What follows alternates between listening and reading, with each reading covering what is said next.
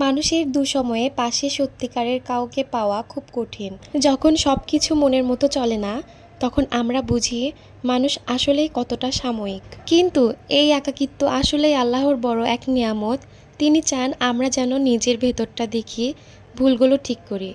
যদি আমরা এই নীরব সময়টাকে ভালো কাজে লাগাতে পারি, গুনাহ থেকে বাঁচার চেষ্টা করি, তাহলে এই সময় আমাদের জন্য বরকত হয়ে আসে। একাকী মুহূর্তেই বোঝা যায় আল্লাহ ছাড়া কেউ নেই। দুনিয়া হোক বা আখিরাত, সবার চিন্তা শেষ পর্যন্ত নিজের নিয়েই থাকে। মানুষ তখন শুধু আমি আমি নিয়েই ব্যস্ত থাকে। কিন্তু আল্লাহ সব সময় আমাদের সবচেয়ে কাছের। তিনি কখনো দূরে যান না, কখনো ভুলে যান না।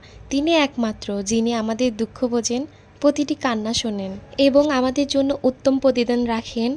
তাই একাকী সময়কে ভয় পাবেন না, এটাকে নিজের শুদ্ধ হওয়ার সুযোগ হিসেবে নিন।